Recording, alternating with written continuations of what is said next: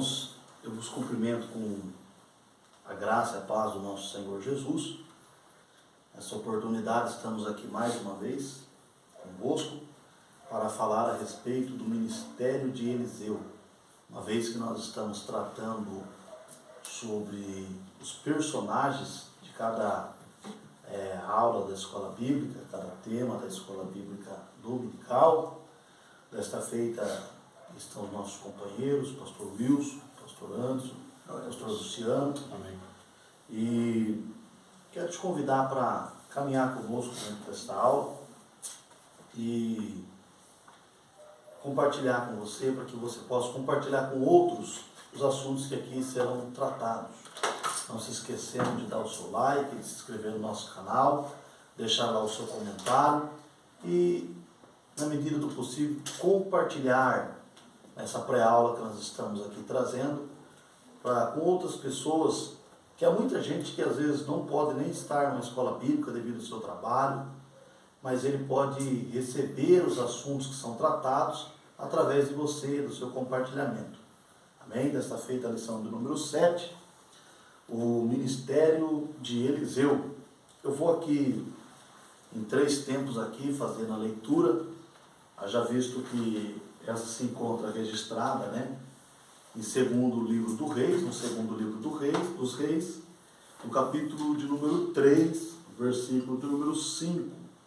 Aí nós já vamos para o 9 ao 11 e do 14 ao 18. Tá? Essa primeira leitura que vai nos dizer assim.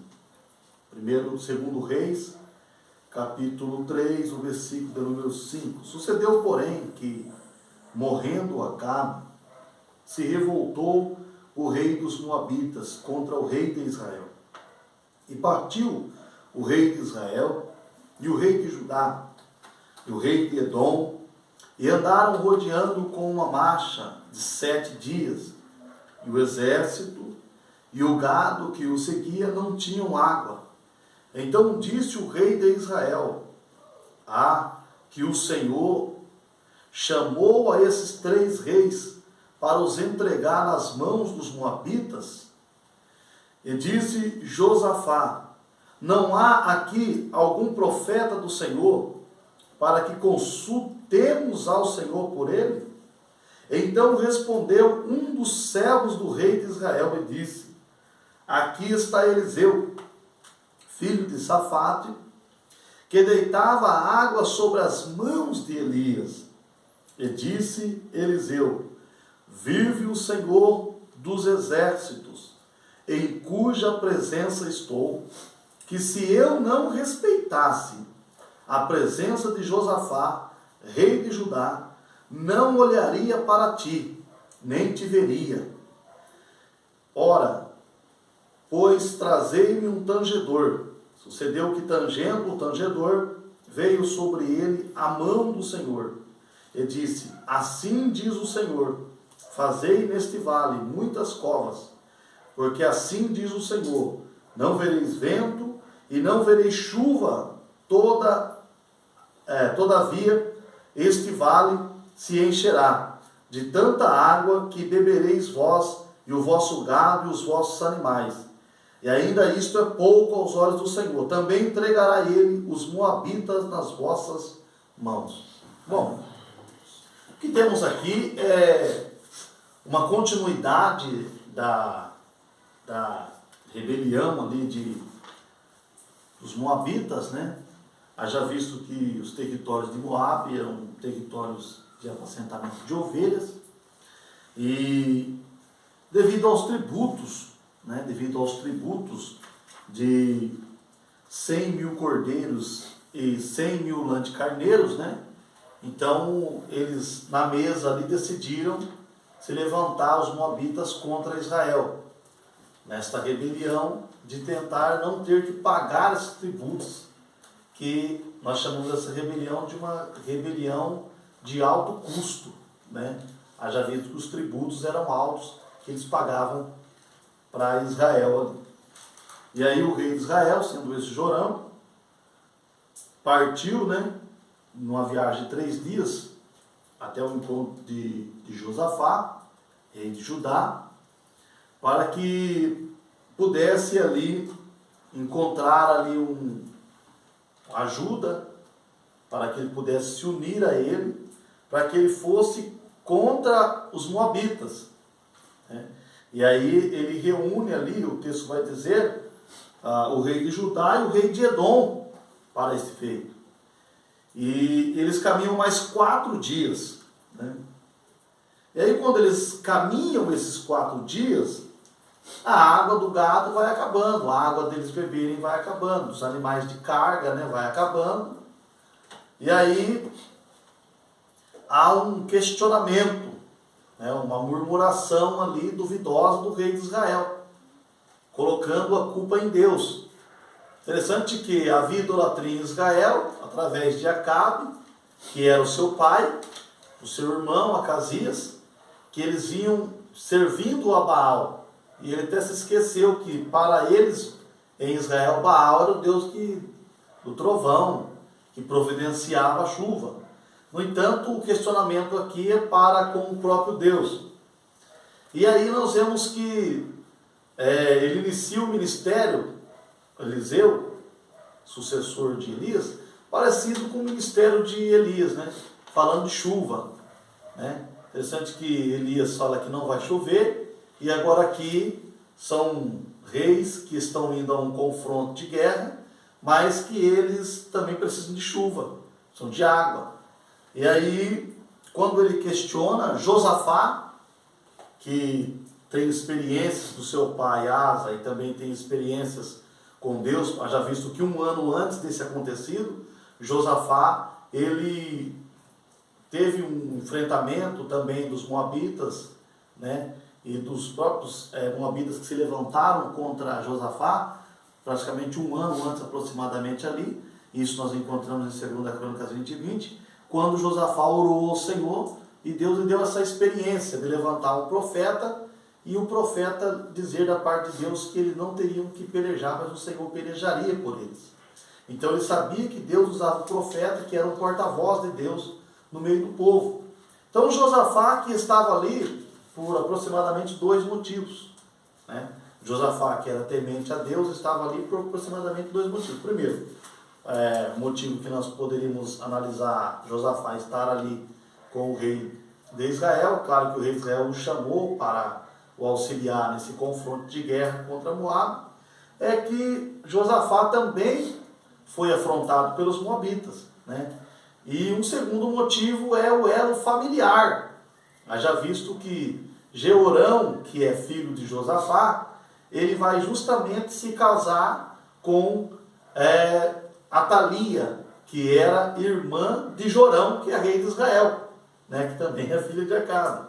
Então, esses 2 motivos que poderiam ter levado Josafá a estar ali.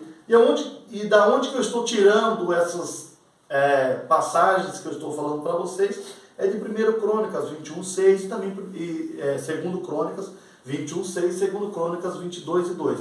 Ali fala do filho de Josafá e da sua mulher, que era filha de Acabe, e também cita o seu nome, que era Atalia. Sendo assim, Josafá diz, mas não tem um profeta de Deus aqui, né, que nós possamos consultar ao Senhor por meio dele? Jorão nem sabia do profeta Eliseu. Jorão nem tinha informações sobre o porta-voz de Deus, sobre o profeta Eliseu. Mas aqui vai dizer, um dos servos de Jorão, ele sabia do profeta Eliseu. E ele diz, está aqui, a entender que ele está no meio ali, orientado pelo Senhor, ele está ali no meio do exército ali, né, aguardando o momento certo de agir, de trabalhar ali para glorificar o Senhor. E ele disse, está aqui, né, o filho de Safate, que deitava água sobre as mãos, Eliseu, filho de Safate, que deitava água sobre as mãos de Elias. Então ele tem conhecimento desse profeta e tem o conhecimento de Elias, de Eliseu e de Elias aqui no caso. E aí, quando ele relata, quando ele diz que Elias está ali, no versículo 14 eles vão dizer, ele disse, então, vive o Senhor dos Exércitos. Aí já aparece Elias falando. Aí já aparece, dá a entender que alguém chama Elias, e Elias já aparece, surge no cenário.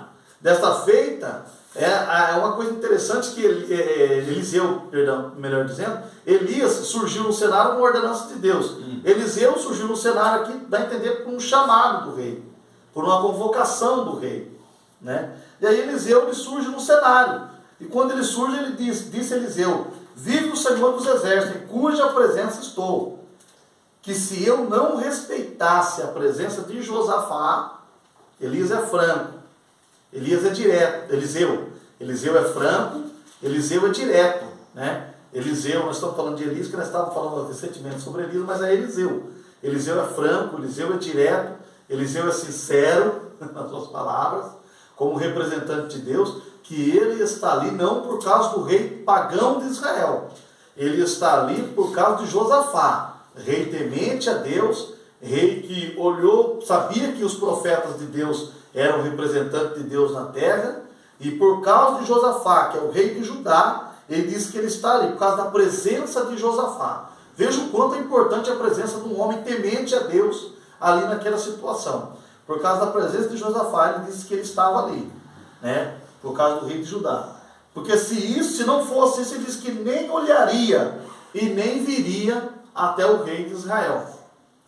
Ele nem olharia e nem viria até o rei de Israel. Então nós vemos aqui que Eliseu pede um tangedor, né? Para que haja música, para que haja cântico, para que haja louvor ali, e o louvor o inspirasse, trouxesse a inspiração, né? Porque a palavra e o louvor, eles caminham juntos.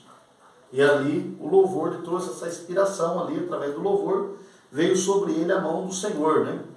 E aí ele entrega a revelação profética ali, dizendo que o Senhor, né, assim diz o Senhor, fazei neste vale muitas covas, né? Por quê? Porque viria a chuva, no versículo 17, e o Senhor entregaria os moabitas, que estava trazendo incômodo aqui ao rei de Israel, acompanhado por Josafá e pelo rei de Edom, o entregaria os moabitas nas vossas mãos, assim disse o profeta Eliseu, e surge no cenário o profeta, como nós falamos na última aula que nós tivemos, na pré-aula, falando sobre os desafios que Eliseu estava sendo preparado.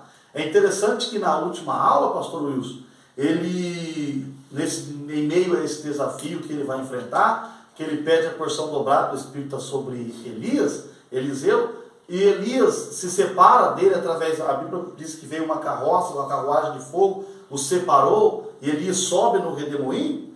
É interessante que ele o compara, Elias, ao exército de Israel. Meu pai, carros de Israel e seus cavaleiros, né? O comparando ao exército. Mas agora nós vemos que Elias, em meio a 3 exércitos, ele é o homem mais importante que tem ali.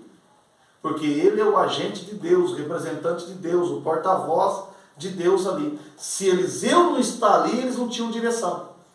Eliseu estando ali como o profeta de Deus, o porta-voz de Deus, ele é que vai receber de Deus a revelação profética para dar a direção a eles do que vai acontecer e tranquilizar o coração deles naquele momento.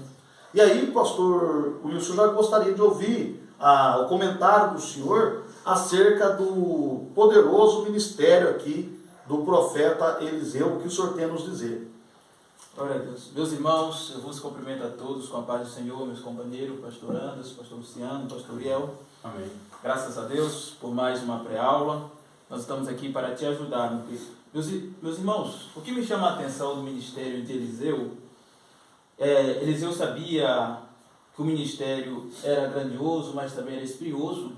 No início do seu ministério, vemos um episódio de que a vida de Eliseu estava em um grande perigo, né?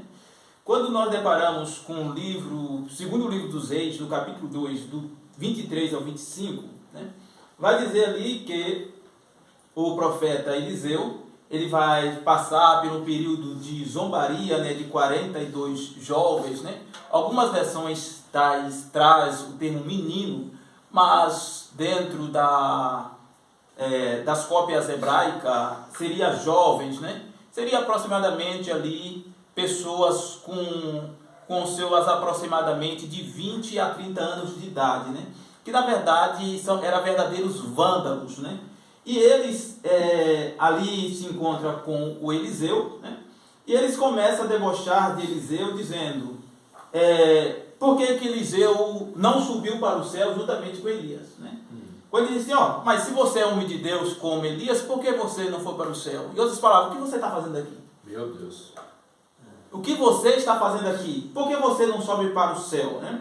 Ele estava exatamente ali zombando nessas palavras e chamando Eliseu de calvo. Sobe calvo, né? Então a vida do Eliseu, do profeta Eliseu, estava ali em constante perigo, né? Nós vamos falar um pouquinho sobre essa terminologia calvo, porque não era simplesmente uma calvície como nós conhecemos hoje, não era apenas ali uma brincadeira de mau gosto, não, nada disso, tá? Era algo muito mais sério, porque era uma zombaria que estava ali debochando das obras anteriores que Deus tinha realizado, tanto por Elias como por Eliseu, porque nesse episódio Eliseu já tinha curado, ali, através do ministério de Eliseu, Deus já tinha curado as águas do Jordão, né? Do Jordão não, as águas ali de Jericó, tá? Jericó. E aí eles vêm ali com essa zombaria, fazendo o quê? Desmerecendo as obras que Deus tinha feito por ambos os profetas, né? E aí quando ele diz, chama Eliseu de calvo, né? Eliseu ser calvo em toda a comunidade era uma referência de que os leprosos daquela época raspavam a sua cabeça. Em outras palavras, eles estavam ali zombando de Eliseu e dizendo que Eliseu tinha uma espécie exatamente de como se fosse um leproso, pois era essa a ideia de calvo, né?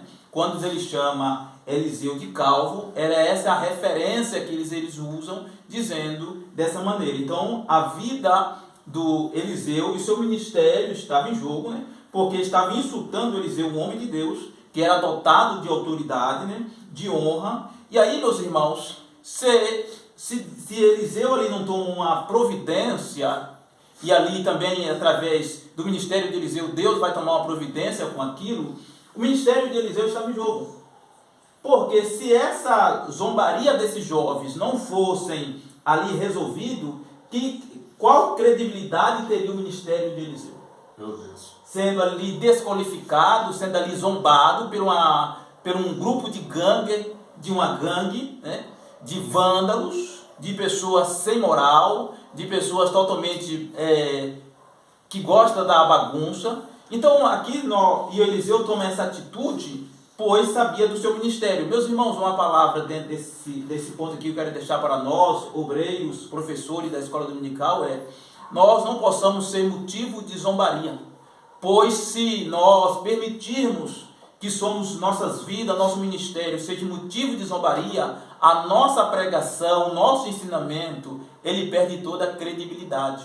Quem dará credibilidade a uma mensagem de alguém que é chacoteado, que dá motivo às chacotas, zombarias? E isso Deus vai intervir, pois sabia que o ministério de Eliseu, ele não poderia cair em descrédito, a sua mensagem não poderia cair em descrédito. E quando esse servo do rei vai dizer, está aqui Eliseu, é exatamente, pois sabia que o ministério de Eliseu era um ministério credenciado por Deus, e isso nós vemos em todo o seu ministério, tá? Então a vida do profeta Eliseu, no início do ministério não foi fácil, passou por essas provações, a sua vida corria perigo, nem só na mão desses vândalos, mas em várias outras situações, tá? Aqui eu quero deixar essa apresentada, pastor Oriel, meus companheiros, pastor Luciano, pastor Anderson, de início falando sobre o ministério de Eliseu, desse episódio que ele passa, porque muitos pensam que ali foi uma brincadeira de mau gosto daqueles jovens. Não era algo muito sério, e a vida do profeta Eliseu estava em perigo. Amém. Realmente é tremendo, né? O tamanho da responsabilidade, dos desafios, né? Que esse profeta Eliseu ele teria diante do seu ministério, ao longo ali do seu ministério, né? E nós podemos ver também, pastor Luciano, aqui, o profeta Eliseu, que nessa ocasião, né, enfrenta uma situação de ter que profetizar sobre chuva, semelhante a de Elias, só que Elias ele profetizou que a chuva não viria. Agora Eliseu profetiza que a chuva vem. E ele encontra no meio do caminho também, no meio da caminhada ministerial, também parece uma viúva, surge uma viúva, assim como surgiu uma viúva no caminho do profeta Elias, também surge uma viúva no caminho do profeta Eliseu.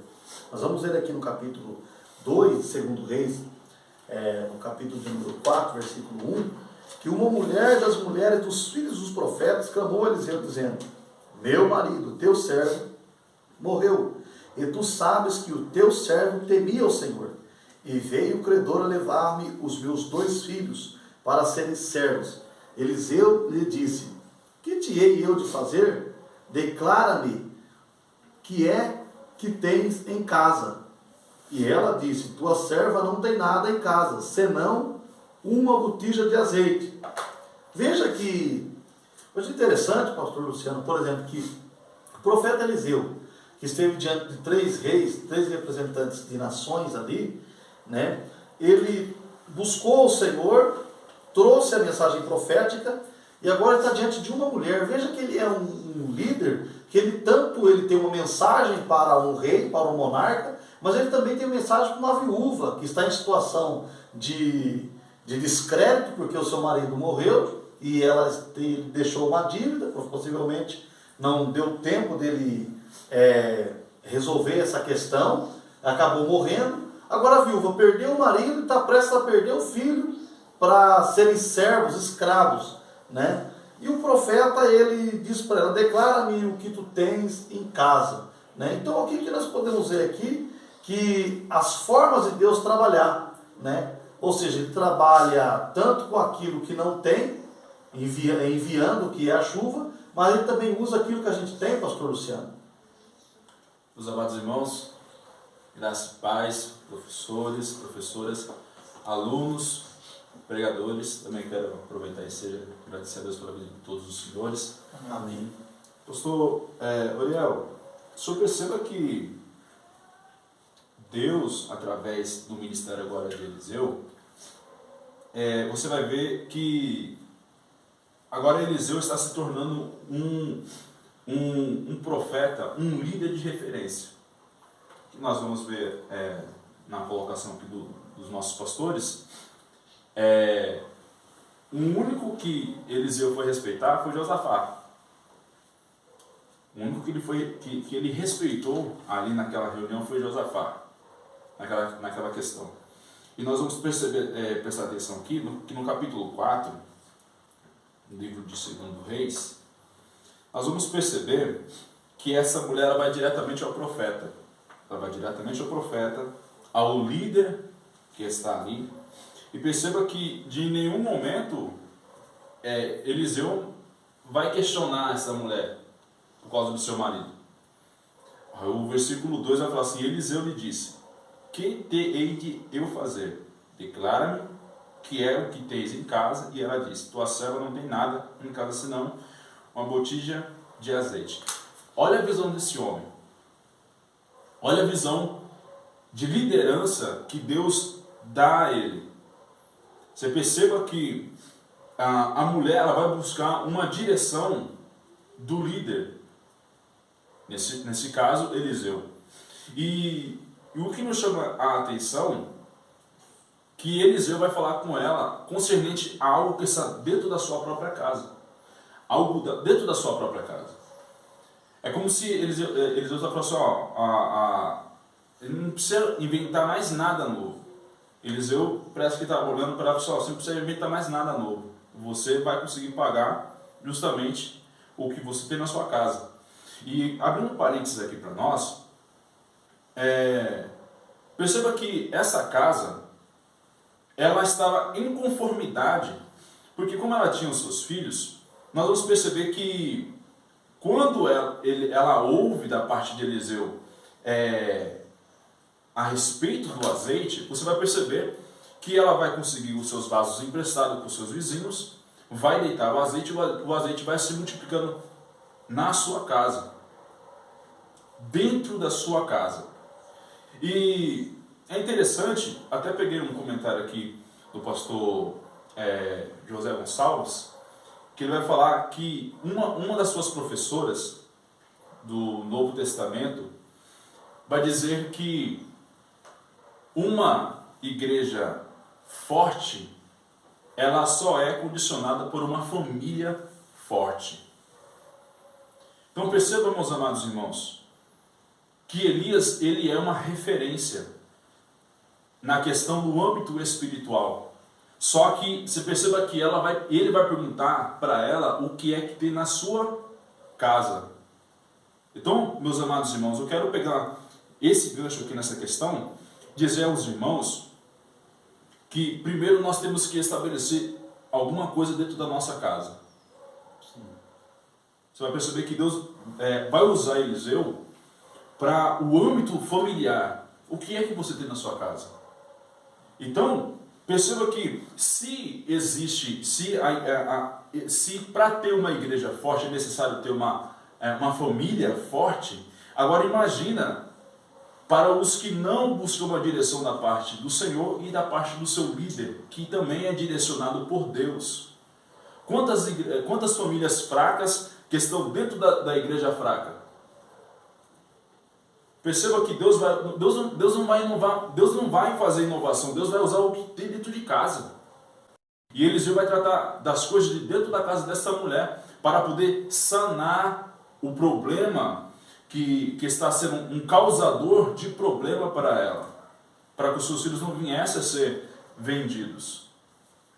Então, querido, eu quero aqui chamar a tua atenção, porque o apóstolo Paulo, ele vai tratar aqui, deixa eu abrir aqui rapidamente, ele vai tratar na causa, justamente da questão da família. Primeira carta de Timóteo, enviada a Timóteo, capítulo 13, versículo 2, vai falar assim: é conveniente que o bispo seja irrepreensível, marido unido a uma só mulher, sóbrio, prudente, decoroso, hospitaleiro e apto para ensinar, e não dado ao vinho, não espancador, não cobiçoso de torpe ganância, moderado, não contencioso e não amante do dinheiro. Então perceba que o apóstolo Paulo vai colocar alguns requisitos da questão do âmbito familiar. Para que alguém viesse a ser o obreiro, era necessário que este também tivesse a sua família, os seus filhos sujeitos na sua própria casa. E perceba que este homem, você vai ver que Eliseu, ele não questionou, porque o texto que nós lemos aqui vai falar que este homem que faleceu, que essa mulher agora está indo diante do líder espiritual, o profeta Eliseu, ele era servo. Ela vai dizer: e uma mulher das mulheres dos filhos dos profetas clamou a Eliseu: meu marido, teu servo, morreu, ponto e vírgula. E tu sabes que teu servo temia ao Senhor. E veio o credor levar-me os meus 2 filhos para serem servos. Perceba que esse homem, ele era servo. Era um homem que temente a Deus. E o que dá para nós entendermos que esse homem também tinha a sua casa em liderança, em temência, temente ao Senhor. Então, o meu comentário que eu quero dar aqui, meus amados irmãos, e como lição para nós, não faça nada sem, primeiramente, a direção de Deus, sem ouvir a voz do teu pastor, que também é direcionado por Deus através das Escrituras. E não só obstante a isso, tenha também certeza que você é servo, que você esteja servindo a tua igreja. Porque antes de querer servir a igreja, é necessário que eu e você venha primeiro ensinar a nossa casa. Porque nós seremos reflexo na igreja quando nós formos em casa. Nós seremos dignos de ser exemplo de dentro da igreja quando eu e você for exemplo dentro do nosso lar. O que nós estamos vendo nos nossos dias atuais é isso. Essa falta de preparo dentro do lar. Perceba que a mulher não foi recorrer em outro lugar a não ser ao líder. Quantas pessoas estão querendo procurar conselhos em outros lugares sem ser na liderança ou na direção de Deus? Então, ensina isso. Copia, faça um xerox para isso dentro da sua vida. Seja servo tema a Deus e sirva o teu líder, sirva a igreja. Mas para se fazer tudo isso, você tem que colocar primeiramente em prática dentro da sua casa. Pastor. Amém. E veja que a mulher dele declara, né? Ele era teu servo. Aí ela diz assim, ele era teu servo e tu sabes. Então Eliseu conhecia também. Conhecia? Meu marido era conhecido por você. E tu sabes que ele temia o Senhor. Então não era alguém desconhecido. E ela foi a pessoa certa. A pessoa certa. Que é necessário você ir à pessoa certa. Porque não adianta você falar para o A, para o B, ele não vai resolver. Ela foi a Eliseu, ela esperou a oportunidade de falar com Eliseu, com o profeta Eliseu. Né? E uma demonstração que Deus não deve nada para ninguém. Se ele trabalhou para a obra de Deus, Deus vai cuidar, como diz, e Eliseu vai aplicar a lei aqui, e Deuteronômio 10, 18, que Deus é um Deus que cuida do órfão e da viúva. Não que na nova aliança Deus abriu mão deles, porque na nova aliança, a dispensação da graça, a igreja também foi determinada a cuidar dos órfãos e das viúvas. E é interessante que Paulo relata, devido ao período da igreja naquele tempo, muitas mulheres ficaram viúvas novas, consideradas viúvas mulheres acima de 60 anos, que não tinham filhos e nem netos. Desde que ela não tivesse filhos nem netos e tivesse acima de 60 anos, não tendo condição de prestar um serviço para ninguém, a igreja estaria cuidando delas, assim como acontecia já nos tempos do profeta Elias e profeta Eliseu. Né? Mas continuando aqui, nós vemos que o profeta Eliseu, né, pastor Anderson, ele não abriu mão daquilo que ele aprendeu com o profeta Elias, do aprendizado que ele teve, dos elos do passado que constrói a ponte para o futuro. Porque pouco antes do profeta Elias partir, eles passaram por Gilgal. E Eliseu também não abre mão de Gilgal. Mesmo sabendo que Gilgal, nós vemos pelo livro do profeta Oséias, Amós, que Gilgal ali vai se tornar um lugar de idolatria, mas eles não abrem mão daquela região. Até porque há uma escola de profetas ali, né, concentrada naquele lugar. E o texto vai dizer que Eliseu voltou, o versículo 38 aqui, do capítulo de número 4 ao 41, vai dizer que Eliseu voltou a Gilgal. E quando ele volta a Gilgal, ele volta num período de crise. Porque Eliseu não é aquele tipo de profeta que vai, como eram os profetas de Jezabel, não. A mesa está farta, né? Vamos lá. Não, ele vai também no momento da crise. Meu Deus. Ele passa pelos momentos de crise junto, ele enfrenta a crise junto. Ele é um líder que está junto em qualquer situação. E aqui ele demonstra isso, e voltando Eliseu a Gilgal, havia fome naquela terra. Meu Deus. E agora ele chega em Gilgal e tem fome naquela região. Mas ele é o profeta de Deus, o agente de Deus. E como um agente de Deus ali não pode chegar ali e abaixar a cabeça, se dar por vencido, não. Ele tem que ter uma palavra de Deus. Ele tem que ter uma solução da parte de Deus ali. E aí quando ele chega ali em Gilgal, pastor Anderson, o texto vai dizer que ele manda os filhos dos profetas, né, que estavam assentados na sua presença, e disse ao seu moço: põe a panela grande ao lume e faze o caldo de ervas para os filhos dos profetas, né? Então ele vai ali trazer uma providência, ele vai ali preparar ali um caldo, né, para os profetas, para que os profetas fossem fortalecidos ali, né? Pastor Anderson, o que o senhor tem a dizer sobre esse acontecido da ida do profeta Eliseu a Gilgal? Amados, a paz do Senhor, aos irmãos, irmãs, professores, professoras, a paz do Senhor também. Pastor Ian, interessante, né? O momento da situação. O momento da situação que diz a Bíblia que o profeta, ele chega em Gilgal, em crise, e uma aplicação aqui bem rápida a respeito desse ponto, é que observa que os filhos dos profetas ali estavam esperando algo acontecer, porque agora quem chega é o homem de Deus, que poderia trazer a solução, né? Só que o profeta Eliseu, ele vai se direcionar a um moço, né? Ele se direciona a um dos filhos do profeta, ou almoço, segundo aí talvez a tradução, e este sai ao campo. Qual que é a situação? Veja bem, a crise, um moço que sai para procurar ervas, e ele encontra essas ervas, a qual a Bíblia fala de parras, brava, e coloca em sua capa e traz. Então, o cenário é o cenário de crise. Vamos observar que nos dias que nós estamos vivendo uma crise da verdadeira palavra de Deus, do Evangelho de Jesus Cristo, porque o que se hoje mais vê é muitas achismo, né, pastor? Isso que o senhor fala, né? Achismo. O que se hoje se vê é muita pregação de prosperidade, bênçãos, muitas situações como essas que nós estamos presenciando. E quando ele sai para pegar essas barras bravas, ele traz e coloca na panela e serve. O perigo está aí. Meu Deus. O que acontece nos dias de hoje? Pessoas com falta de preparo.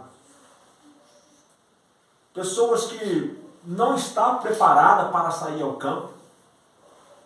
Encontra qualquer alimento, Meu Deus. e traz para dentro. E oferece para a igreja.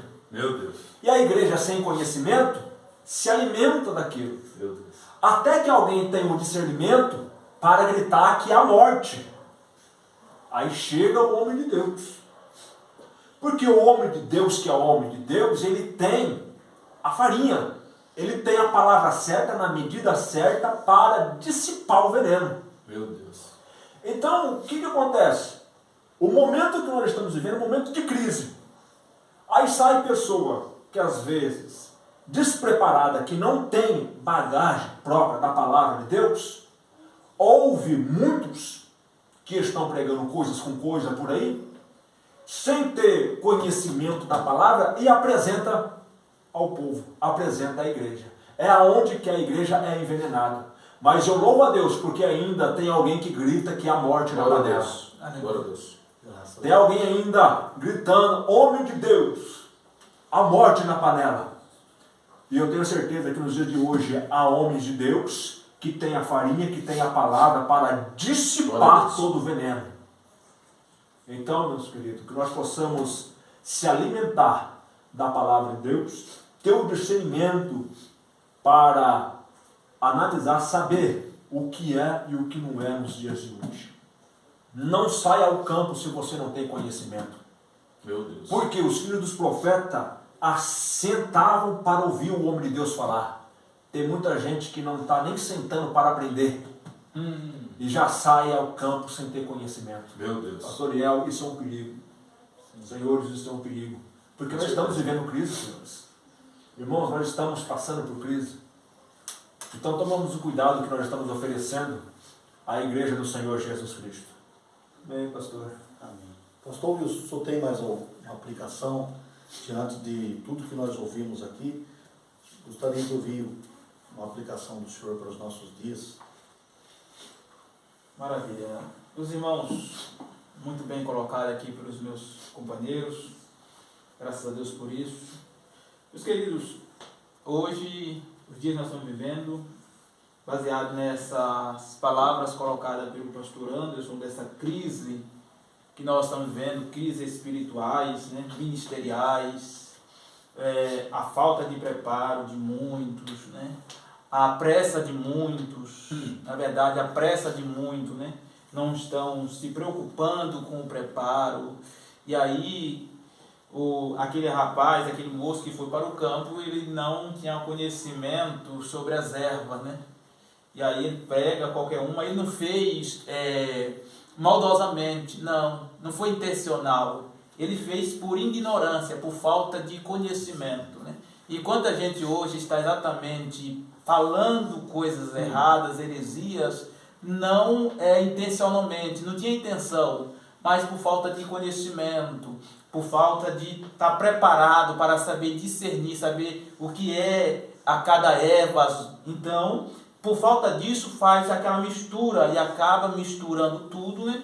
E aí que está o grande perigo. Então nós precisamos conhecer, meus irmãos. Você, professores e professoras da escola dominical, por favor, estudem, pesquisem. A Bíblia vai dizer que aquele que é para ministrar, que haja dedicação. As versões mais antigas dizem assim, que se esmere no ensino, quer dizer, se deixe gastar. A palavra esmere vem da palavra esmeril, que você tem ali o esmeril e você vai afiar um ferro, uma faca, sei lá, qualquer instrumento de corte.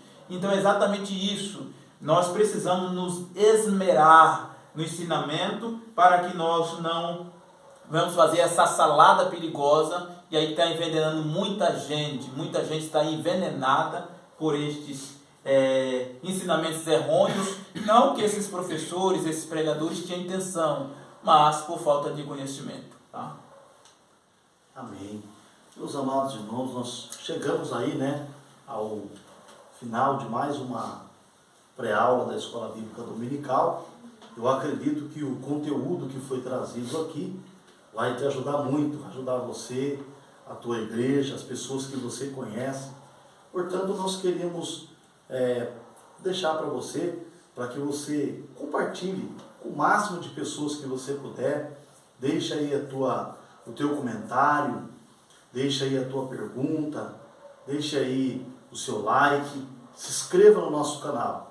Nós estamos aqui trazendo essas pérolas para você, porque nós sabemos que você é um servo de Deus e que através do que tudo que foi falado aqui, que vem sendo falado em todas as pré-aulas que nós vemos fazendo da Escola Bíblica Dominical, com base na Palavra de Deus, vai te ajudar a você, a sua igreja, os que estão ao seu redor, a ter um conhecimento mais amplo da Palavra de Deus, como foi falado aqui, para que nós não venhamos trazer veneno, algo que nós não conhecemos para a igreja, para o púlpito que nós fazemos uso dele para pregar, para falar de Deus, e até mesmo nos trabalhos onde nós estamos. Então, para nós conhecermos um pouco mais acerca de Deus, esse canal ele está à sua disposição, à disposição de todos que você conhece. Por isso que nós aí contamos aí com o seu compartilhamento, com o seu like, com o seu comentário, tá bom? Que Deus te abençoe em Cristo Jesus e até a próxima, se Deus quiser. A paz, um grande abraço a todos. Oi, Senhor.